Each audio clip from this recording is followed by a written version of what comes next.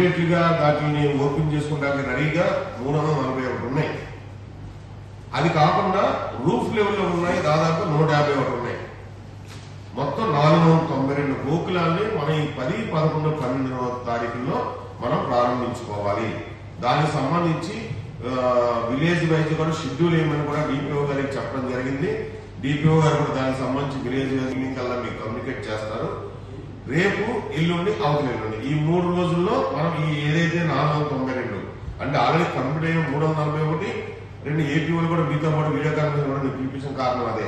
ఏదైతే రూఫ్ రేపులు ఉన్న 151 కూడా ఈ 3 రోజుల్లో కంప్లీట్ చేసి మనం ఇనాగ్రేట్ చేయాలి. ఈ 3 రోజుల్లో మనం ప్రారంభించుకోవాల్సిన అవసరం ఉంది. దానికి విలేజ్ వైజ్ గా కూడా మనం ఏ విలేజ్ లో శాంక్షన్ చేసాము, ఏ విలేజ్ లో వర్క్ కంప్లీట్ అయ్యి అన్న విషయాన్ని ఇక్కడ ఆల్రెడీ పీడీఓ గారు ఆఫీస్ నుండి అవి తీసుకుని దాన్ని బేస్ చేసుకుని డిపిఓ గారు మీకు షెడ్యూల్ ఇష్యూ చేస్తారు. ఆ విలేజ్ వైజ్ గా ఆ రోజుల్లో ఈ 492 గోకులను కూడా మనం ప్రారంభించుకోవాలి. ఇది పూర్తిగా అంటే దీన్ని కోఆర్డినేట్ చేయవలసిన బాధ్యత, సూపర్వైజ్ చేసిన బాధ్యత ఎంపీడీ ఓడిది.